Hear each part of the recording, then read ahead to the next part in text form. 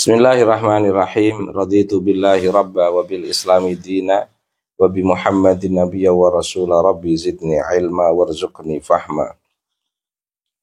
Wa wasi' fiyya rizqi wa barik li fi ma razaqtani waj'alni mahbuban fi qulubi ibadika waj'alni wajihan fid dunya wal akhirah wa minal muqarrabin ya katsiran nawal wa ya hasanal fi'al wa ya qa'iman bila zawal wa ya mubdi'an bila misal falakal hamdu wal minnatu wasyarafu ala kulli hal.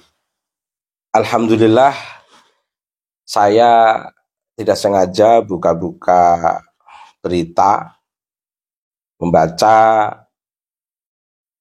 konon akan ada yang menuntut Gus Fuad Pleret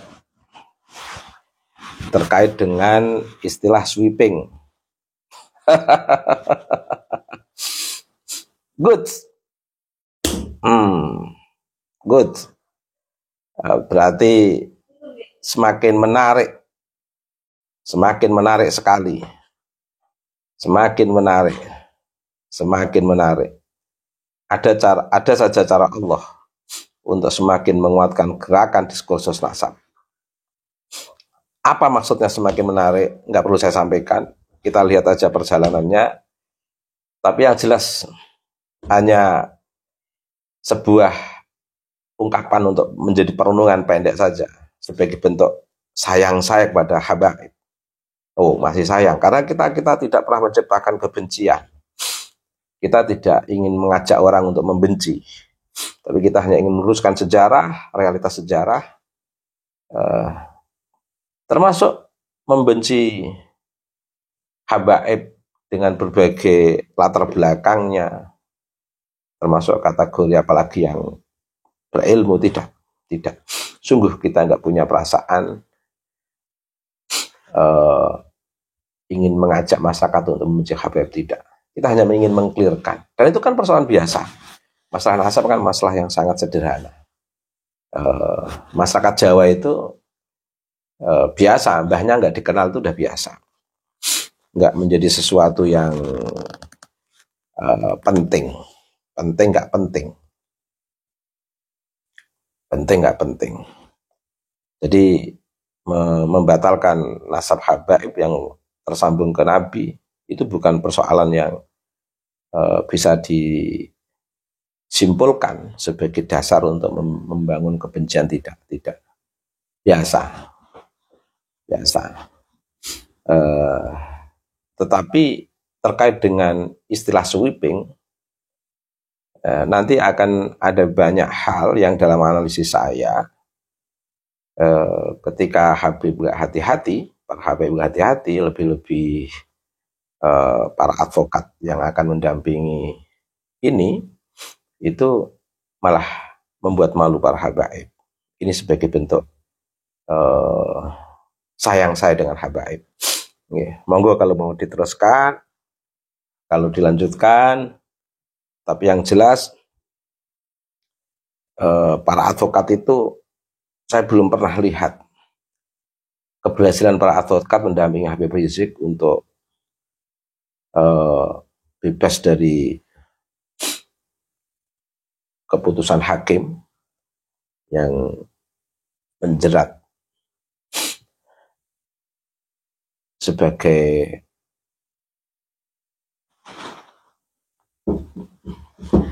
status kriminal, termasuk baik yang dilakukan oleh para advokat untuk pendampingan terhadap kasus Habib Rizik maupun Habib Bahar maupun kasus-kasus yang lain. Saya belum pernah melihat para pendamping ini menang. Hanya ramai di proses, tapi berujung dengan kekalahan, dan itu berulang-ulang. Juga ditandai dengan nasib buruk Habib Rizik, Habib Bahar yang akhirnya juga masuk penjara. Saya nggak tahu apa karena ketidakseriusan para advokat, apakah advokat yang dipakai Habib Rizik dan Habib Bahar ini advokat-advokat yang hanya suka meramaikan suasana, Nyatanya nggak ada yang berhasil. Atau saya nggak tahu motif-motif yang lain. Tapi yang lain, yang jelas advokat-advokat yang selama ini mendampingi Habib Rizik, Habib Bahar, belum ada yang sukses.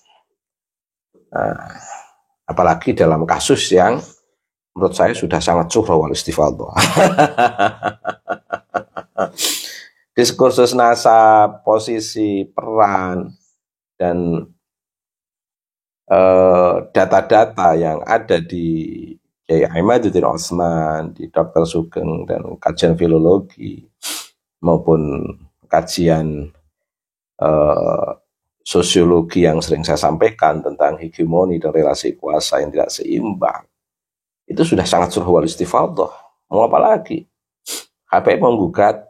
Nah, dari dasar ini saya kira HPF akan merenung apakah ada hubungannya dengan gugatan Habib Rizik atau tim advokat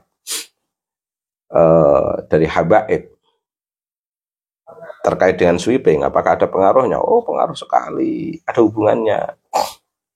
Kekuatan data teman-teman yang membatalkan nasab Habaib tidak bersambung kepada Nabi Muhammad SAW, itu akan menjadi titik dasar yang tidak bisa dipatahkan dengan strategi-strategi yang lain, termasuk strategi balik menuntut istilah sweeping yang dikeluarkan oleh Kiai Haji Fuad Pleret atau Gus Fuad Pleret.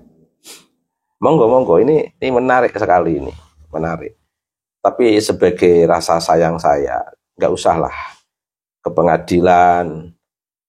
Biar kita targetnya sama-sama mengedukasi masyarakat. Habaib ingin mengedukasi muhibbin dengan caranya, kita ingin mengedukasi masyarakat dengan cara kita dan perspektif kita. Nanti siapa yang memiliki perspektif kuat di hati masyarakat, nanti sejarah yang akan membacakan. Jadi diskursus ini biarlah berlangsung secara dialektik. Habaib, monggo bikin doktrin-doktrin yang sekuat-kuatnya untuk mendoktrin para muhibbin, baik muhibbin yang awam maupun muhibbin yang alim. Monggo. Dan kita, Kiai Imad, kita semua dari gerakan pencerahan dan pembebasan ini juga akan mengedukasi masyarakat dan tidak berbicara dengan hukum. Biar hukum punya kawasan sendiri. Kawasan kita adalah kawasan-kawasan edukasi. Kawasan pendidikan, kawasan pendampingan, kawasan pencerahan, kawasan pembebasan, kawasan keilmuan. Kawasan habaib, kawasan doktrinasi, kawasan otoritas, kawasan hegemoni, kawasan relasi kuasa. Kalau memang itu bertahan di tengah masyarakat kita di Indonesia ini, monggo tanamkan itu. Kita juga akan menanam pencerahan di tengah masyarakat. Nanti kekuatan persepsi masyarakat itu pada titik pencerahan yang dilakukan oleh Kiai Aimat dan kita semuanya, atau yang kuat di tengah masyarakat itu adalah langkah-langkah hegemonik, langkah-langkah yang penuh dengan doktrinasi dan halusinasi yang dilakukan oleh para habaib. Monggo silahkan. Kita sekarang diskursus wacana betul ini, ruang-ruang dialektika yang luar biasa ini. Nah, kita inginnya di sini, di masyarakat, mengedukasi masyarakat dengan perspektif masing-masing. Habaib mengedukasi masyarakat dengan perspektif doktrinasi, kita mengedukasi masyarakat dalam perspektif pembebasan, pencerahan. Nanti sejarah yang akan membacakan bagaimana hasil evaluasi sejarah dalam ruang publik, persepsi ruang publik ini. Nah, makanya saya sarankan untuk tidak main hukum. Kalau main hukum kurang asik, karena ini saya bocorkan. Justru kasihan dari advokat dari habaib. Karena setahu saya belum pernah ada yang berhasil membela Habib Rizik untuk bebas dari jeratan hukum. belum pernah ada yang berhasil membela Habib Bahar bebas dari jeratan hukum. Dan saya lihat advokat-advokat dari Habaib gak jauh dari mereka yang selama ini telah dipakai Habib Rizik. Karena memang kekuatan Habaib, kekuatan Robitoh itu di FPI, jujur saja. Kekuatan Robitoh di FPI, kekuatan Habaib di FPI. Sehingga memang satu sisi kita kasihan banyak Habaib yang soleh, tapi akhirnya mereka juga bergantung kepada gerakan FPI. Dan advokat yang dipakai FPI untuk kasus satu kata sweeping itu advokat-advokat yang saya kira nggak jauh dari selama ini mereka lakukan dalam memberikan pendampingan terhadap kasus hukum FPI. Sehingga advokat dari Habaib ini nggak jauh dari mereka yang selama ini mendampingi FPI dalam kasus hukum. Dan semuanya tidak ada yang berhasil, semuanya gagal. Semuanya ujung-ujungnya juga mengantarkan perjalanan yang hanya dalam awal persidangan, yang untuk seterusnya Habib Rizik akhirnya berjalan sendiri memasuki tahanan, Habib Bahar berjalan sendiri memasuki tahanan, dikawal oleh para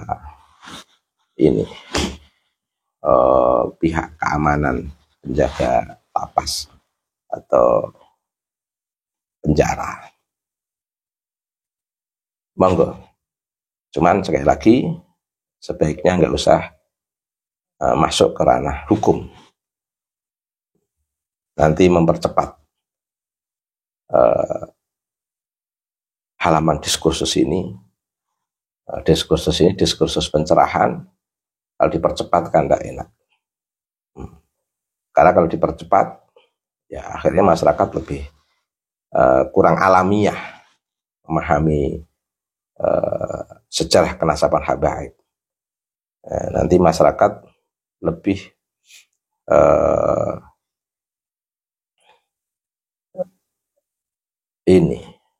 seperti terdesak oleh fenomena hukum nanti. Padahal bagaimana hukum itu tidak turut mendesak diskursus publik tentang nasabah alwi ini, karena kita ingin ini fairness diskursus dalam ruang publik ini adalah pola dialektik yang menarik terkait dengan sejarah peradaban Islam, relasinya dengan para cucu-cucu Nabi yang selama ini diakui, dilegitimasi, bahkan seolah-olah semua Habib. Ahlu Bait Nabi Habib, Ahlu Muhammad Habib, Zuriyatu Muhammad Habib, Itrah Habib, semuanya Habib, semuanya keren. Dan ini sejarah baru untuk mencairkan